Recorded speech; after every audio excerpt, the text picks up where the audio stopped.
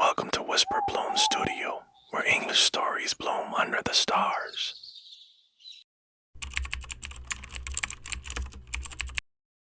I still remember the moment we stepped out of Present Simple Park. The sky had changed. It was no longer bright and playful, but deeper, softer, like twilight in a dream. The air shimmered slightly.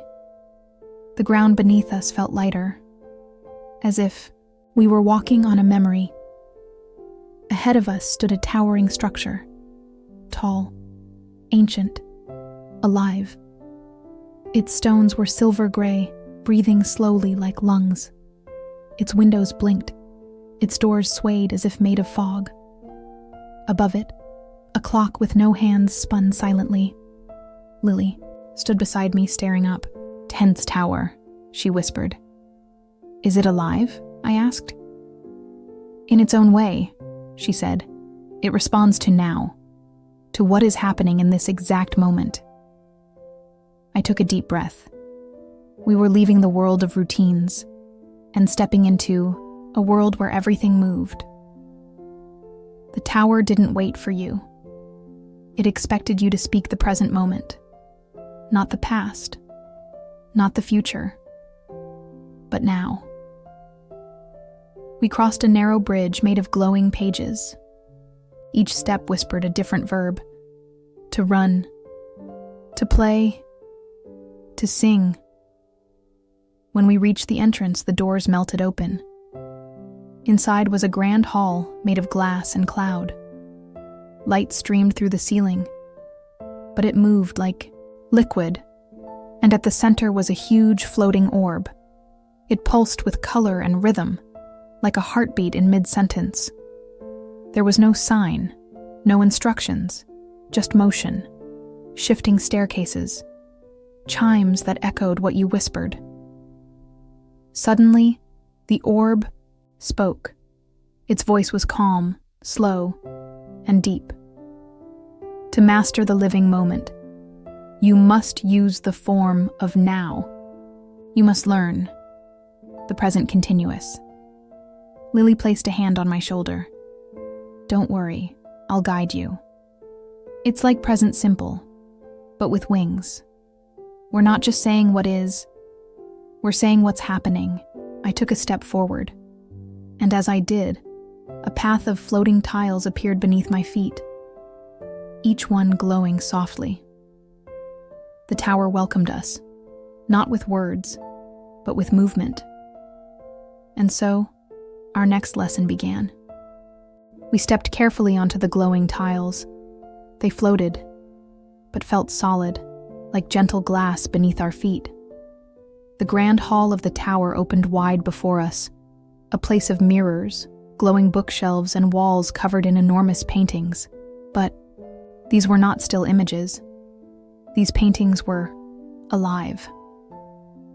Each one shimmered, like a window into another world. And in each frame, something was happening. One showed a woman riding a bicycle through golden fields. Another showed a cat chasing butterflies under a tree. And one showed a little boy reading a book who turned and looked right at me. I gasped, and Lily smiled. "They're living paintings," she whispered, "but they freeze if you don't describe them correctly." Sure enough, the woman on the bicycle had stopped. She was still as stone. Lily walked toward the painting. She pointed and said slowly, "She is riding a bicycle." And just like that, the woman moved again, pedaling joyfully across the field, her scarf flying behind her. "Present continuous," Lily said. "It's the tense of now, of this moment, of movement." She picked up a glowing scroll from the pedestal nearby. Golden words floated above it, and she read aloud, "Use am, is, or are, plus verb with ing, to describe what is happening now." I tried it myself. I looked at the painting with the boy reading. He is reading a book. The boy smiled and turned a page. The painting glowed warmly. Then the scroll shifted again. More examples floated in the air. I am walking. You are listening. She is painting. We are learning. They are talking. Lily turned to me. Say something you are doing. Right now. I hesitated, then whispered, I am breathing. The orb above us pulsed gently. Yes, she said. That's present continuous. It's what you're doing right now. We moved to the next painting.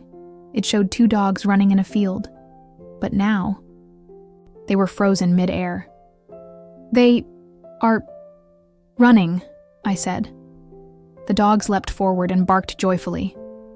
Lily laughed softly. You're getting it. We passed a few more. Each time, I looked closely, noticed the action, and said what I saw. The bird is flying. She is laughing. They are playing. It is raining. Each time I spoke correctly, the painting came to life. Each time I hesitated, the image dimmed and paused. It was beautiful and peaceful. But one painting caught my eye. It showed me, standing in this very room. Only, I wasn't standing still. I was talking, smiling, learning, and beneath the painting, a glowing sentence formed. He is learning. And I smiled. Yes, I whispered. I am. Lily touched my arm. You're ready for the next room, she said. But now, you'll need to ask questions, not just what is happening, but is it happening? I nodded. The tower shifted again, walls moving gently, like breath, and a new door appeared before us, pulsing with a soft blue light. The E. Words on it read, "Only the curious may enter." I looked at Lily. Let's ask some questions. We stepped forward. The door creaked open, and we stepped inside. This room was different. It didn't have walls, at least, not normal ones. Instead, everything was moving. Floors shifting, stairs rising and sinking, books floating, chairs spinning slowly in. The air, the entire room seemed alive. Not just magical, restless. And at the center was a small round platform. On it, 3 glowing doors. Above each door floated a single giant question mark. Lily took a deep breath. This is the room of curiosity, she said. The only way forward is to ask the right questions. Questions? I asked. She nodded. In present continuous. We need to ask what someone is doing. Right now. Just then, a soft voice echoed from the walls. Ask it clearly, or remain still forever. We stepped onto the platform. Suddenly, the first door lit up. A shimmering image appeared above, and a girl holding a violin. She wasn't moving, just standing there, frozen.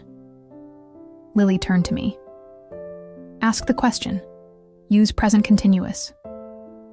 I nodded and said slowly, Is she playing the violin? The violin in her hands shimmered. She lifted the bow and began to play. The door unlocked.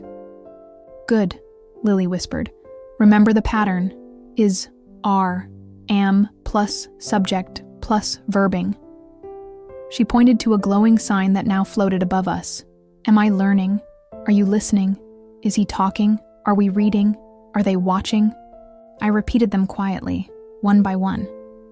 The second door lit up. This time, the image above it showed a boy and a girl sitting beside a river. But again, they weren't moving. Lily said, Try again. What do you see? Are they fishing? Nothing happened. Look closer, she said. I squinted. They weren't holding fishing rods. just a basket and a picnic blanket. Oh, are they eating? The image shimmered, then brightened. The boy took a bite of a sandwich. The girl smiled and sipped tea. Correct, the room whispered. Ask what you truly see.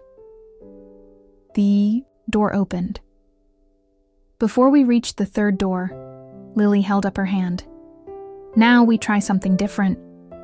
She pointed to a floating orb beside us. Inside it, a boy sat at a desk. But the sentence below him said, "He not studying." "What's wrong with this sentence?" Lily asked. I whispered. "It's missing something." Then I remembered. He is not studying. The orb glowed. Correct. That's how we make negative sentences. Another scroll appeared nearby. I am not sleeping. She is not working. They are not running. We read them slowly, letting each one settle into the quiet air. Lily nodded. We can also use short forms, like, he isn't studying, we aren't dancing, I'm not eating. I repeated each one, softly, clearly, and the tower walls stopped shifting. Just for a moment, the room was still. Then, the third door opened on its own. Behind it was a hallway of mirrors. Each one reflected a different version of the present. In one, I was writing in a notebook. In another, I was walking with Lily, talking. In another, I was sleeping in a soft bed. But the words beneath each mirror were clear. He is writing. They are walking. He is sleeping. Every moment, Lily said softly, is happening somewhere. And grammar helps us see it. I turned to her. So, this tense isn't just about grammar. It's about being present. She smiled. Exactly. We stepped through the last door. The hallway faded, and we entered the quietest room of all. A wide open space, no walls, just wind, birds, and echoes. A voice spoke once more. Describe what you see, what you hear, what you feel, in the language of now. And we knew this was the final challenge. We stepped into the final space. It was silent, but not empty. The floor beneath us was soft like moss. Above us, the sky had no end, just colors. Lavender, pale blue, soft gold. A stream flowed nearby. Birds circled slowly in the sky. Leaves drifted down without falling. Everything was moving gently. It felt like walking inside a memory that was still happening. In front of us stood a wide stone circle. At its center, a glowing orb. Still, waiting. Lily stepped back. This part is yours, she whispered. Describe what you see. Describe what is happening now. Say it aloud. Let the moment hear you. I nodded and took a breath. The orb floated higher. It shimmered once. And then the wind echoed softly. What is happening? I looked around slowly. I spoke gently, letting each sentence float like a feather. The leaves are falling. The water is flowing. The wind is blowing softly. The orb pulsed. Brighter, I continued. The birds are flying. The sun is rising. The clouds are moving. Each time I spoke, the orb responded. Each sentence brought more light. Then, I placed a hand over my heart. I am breathing. I am standing. I am learning. I am listening. And with each phrase, my voice felt steadier. My breath deeper. This wasn't just about grammar. This was about being present. Here, now, alive. Suddenly the orb dimmed slightly, A whisper drifted through the air. What is not happening? I paused. The stream still flowed, the wind still moved, but I could answer. It is not raining. No one is running. The birds are not singing. We are not sleeping. The orb glowed gold, then deep violet. Lily's voice echoed behind me. Now, ask a question. I smiled. Am I speaking clearly? The orb pulsed once. Yes. Are we learning? Yes. Is this real? The orb flickered and answered with silence. The sky above us shifted, now filled with words. Floating, glowing words, all written in present continuous, like a sky, full of thoughts, in motion. She is writing. They are building. I am hoping. We are dreaming. You are learning. The final sentence glowed brightest. This moment is becoming. And then, everything faded gently. The stream, the trees, the sky. We were back outside, standing just below the tower. The air was still soft, but it felt clearer. Inside me, something had changed. Not just what I knew, but how I noticed things. Lily stood beside me. You did it, she said. You can. Speak the living present. I smiled.